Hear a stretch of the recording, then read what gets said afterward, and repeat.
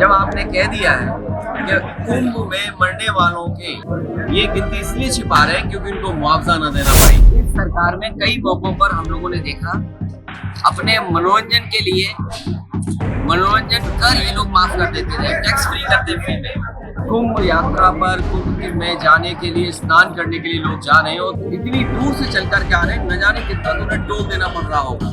जो लोग करोड़ों की गिनती गिन रहे हैं वो केवल उन बातों को नहीं बता पा रहे कि जान कितनी गई है। आखिर क्या छिपाना चाहती सरकार? आपको हम चाहते थे कि आप पार्टी जीते। कुंभ के लिए टोल फ्री होना चाहिए। देखिए, मैं जब कल रात को हाईवे पे चला तो मैंने देखा बड़े पैमाने पे गाड़ियां रुकी हुई हैं टोल पर।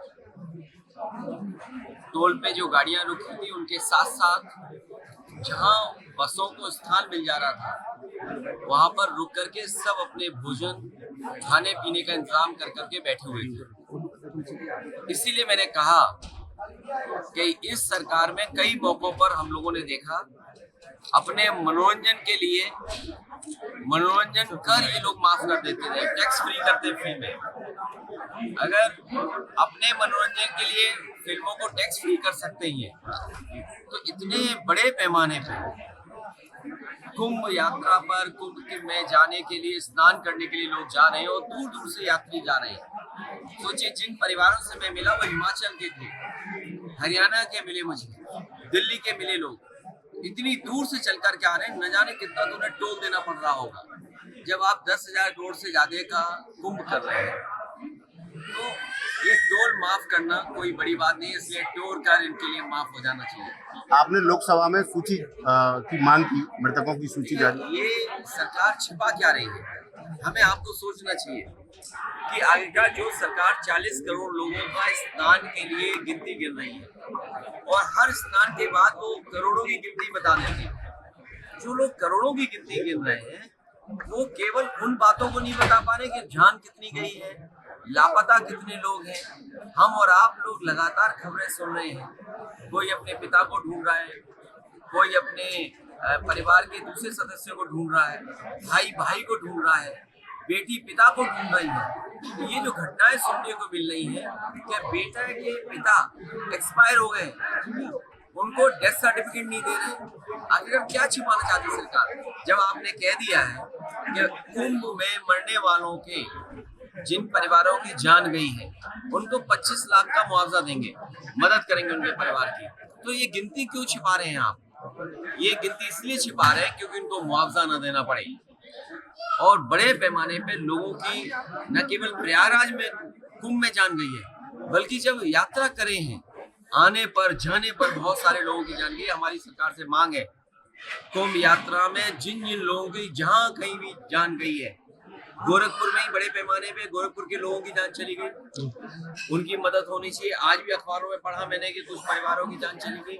तो कुंभ में जान जाने वालों की, दूसरे प्रदेश के जो लोग आए जिनकी जान गई उनकी, और कहीं भी श्रद्धालुओं का एक्सीडेंट हुआ उसकी जान गई है तो सरकार को मदद करनी चाहिए उनकी। सर, दिल्ली विधानसभा चुनाव परिणाम आ गया। देखिए, दिल्ली का परिणाम जो आपने देखा, आपको हम चाहते थे कि आप पार्टी जीते, आप पार्टी नहीं जीती, बीजेपी जीती है। लोकतंत्र में हम जनता का जो भी फैसला वो स्वीकार करते हैं, लेकिन उत्तर प्रदेश की हमने आपने लूट देखी है।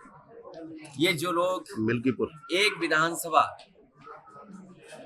पूरी ताकत लगा दी है, इन्हें तो लोकतंत्र में कोई बहुत बड़ा सम्मान देना चाहिए। लोकतंत्र में इन्हें सम्मान मिलना चाहिए, उन बीएलओ को सम्मान मिलना चाहिए जिन बीएलओ ने पर्ची नहीं पहुंचाई, नाम काट दिए समाजवादियों को। उन अधिकारियों को भी लोकतंत्र का कोई ना कोई पुरस्कार मिलना चाहिए। जिन्होंने वोट नहीं डालने दिया, ऐसे लोगों को विशेष सम्मान देना चाहिए। जिन्होंने 6 वोट डाले, 2 वोट डाले, लोकतंत्र में उनको भी सम्मान मिलना चाहिए। जो दूसरे जिलों से आकर के भारतीय जनता पार्टी के लिए उस जिले में वोट डाले थे, जो हम लोगों ने पकड़ लिए थे। तो ये चुनाव नहीं था, ये लूटा था इन्होंने चुनाव, और ये जनता देख रही है। ये पीडीए के लोग, पीडीए समाज के तमाम मतदाता देख रहे हैं कि उनके साथ क्या भेदभाव हो रहा है। भैया जो लोग मिल्कीपुर जीत करके कोई संदेश देना चाहते हैं अयोध्या की हार मिल्कीपुर की जीत बराबर नहीं कर सकती है। अयोध्या की हार हमेशा हमेशा के लिए अयोध्या की हार रहेगी। वो बदला नहीं हो सकता मिल्कीपुर की जीत। जो लोग ये कह रहे हैं मिल्कीपुर जीत करके बदला ले लिया, अयोध्या का बदला कोई नहीं हो सकता। अयोध्या की जनता ने अयोध्या में जिताया था, ये चुनाव भी जीत जाते, लेकिन इन्होंने बड़े पैमाने पे बेईमानी की है। एक में जीत सकते हो, लेकिन इस तरह की जो काम किया है वो 403 में आपकी 420 नहीं चलने वाली आने वाले समय में। चुनाव आयोग ने कार्रवाई क्यों नहीं की भैया इसमें? दिल्ली चुनाव आयोग पता नहीं जग रहा है, सो रहा है, कहाँ चला गया। इसकी चिंता हमें और आपको दोनों को मिलकर करनी चाहिए। भैया जी, पहले हरियाणा और अब दिल्ली में आम आदमी पार्टी हारी है, उसमें से कांग्रेस कम से कम 14-15 सीटें। जो प्रचार किया वो सीट जीते हम लोग। सर, लेकिन कांग्रेस खिलाफ चुनाव लड़ी, आगे भविष्य क्या देखते हैं इंडिया गठबंधन? इंडिया गठबंधन मजबूत होगा। नहीं, लेकिन हरियाणा में इंडिया गठबंधन और मजबूत होगा। हम और आप लोग अपनी कई बार हार से बहुत कुछ सीखते हैं। हार से सीखना ही आने वाले समय के लिए रास्ता बनाता है।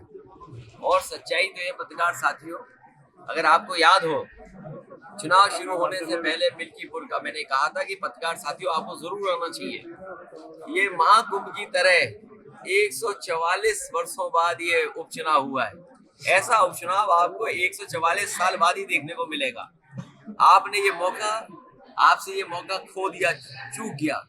इसलिए मैं आपके माध्यम से कहना चाहता हूँ, लोकतंत्र के जांबाज लोग जिन्होंने ये चुनाव जिताया है, उन्हें प्रमाण पत्र मिलना चाहिए, उन्हें सम्मान मिलना चाहिए। लोकतंत्र जांबाज के नाम पर उन्हें सम्मान देने का काम कोई ना कोई तो करे उनका।